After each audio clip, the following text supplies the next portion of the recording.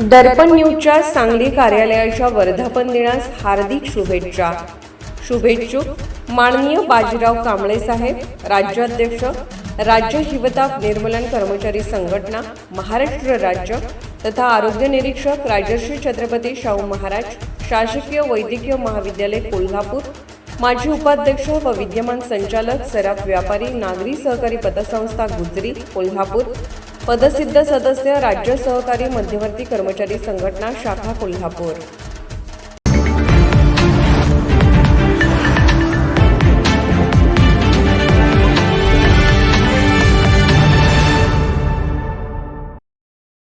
कोल्हापुरातील राजर्षी छत्रपती शाहू महाराज शासकीय वैद्यकीय महाविद्यालयातील सर्जिकल साहित्य खरेदी प्रकरणातील गैरव्यवहाराबाबत संबंधित अधिकारी व कर्मचाऱ्यांच्यावर गुन्हा दाखल करावा.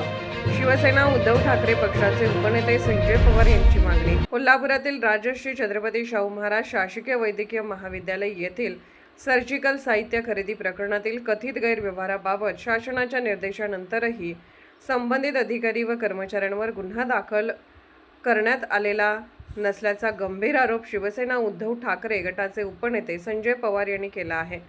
याबाबत त्यांनी पोलीस अधीक्षकांकडे तक्रार अर्ज केला आहे. या प्रकरणात 24 जुलै 2024 रोजी वैद्यकीय शिक्षण व संशोधन संचालकांच्या आदेशाने चौकशी समिती गठीत करण्यात आली होती. समितीने 29 जुलै 2024 रोजी सविस्तर अहवाल सादर केला.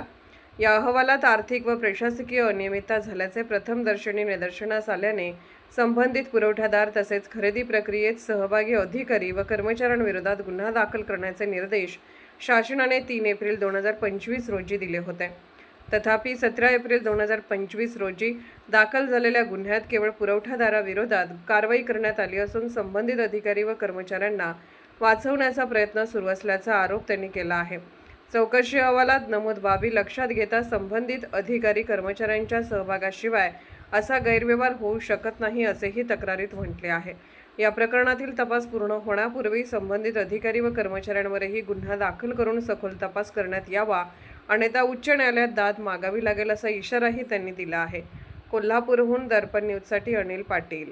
साधारण फेब्रुवारी 2023 साली छत्रपती प्रेमलराजे रुग्णालय हे सरकारी दवाखान्यामध्ये 4,87,00,000 रुपयाचे ड्रेसिंग मटेरियल खरेदी करण्यात आलं आणि आता ते वादाच्या भोवऱ्यात सापडलेलं आहे.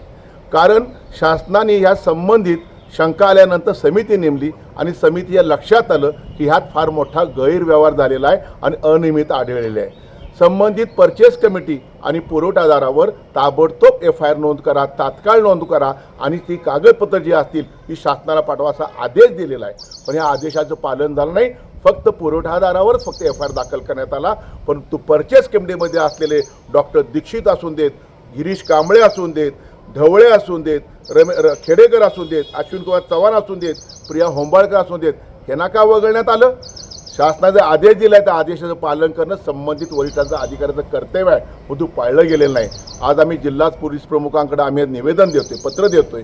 आम्ही अधिष्ठाता कोल्हापूर यांना पत्र देतोय की ताबडतोब परचेस कमिटीवर सुद्धा गुन्हे दाखल करा, अन्यथा आम्हाला न्यायालयामध्ये दाद मागायला लागेल, याचिका दाखल करावी लागेल. कारण हे सगळ्यांनी मिळून खोटे नाटे शिक्के मारले, खोटे नाटे पत्र दिली काही लोकांनी. हे तपासणी जबाबदारी परचेस कमिटी होती. मग ह्या सगळ्यांनी ठरवून केले का हे? आणि जर ठरवून केलं असेल तर हे ठरवून केल्यामुळं अनेक ह्यात संख्या जास्त असल्याकारणानं मोकासारखी कारवाई करता येते का? आणि संघटित गुन्हेगारी आहे असं माझं स्पष्ट मत आहे.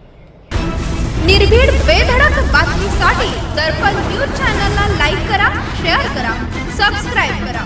मुख्य संपादक अभिजित रांजणे, दर्पण न्यूज.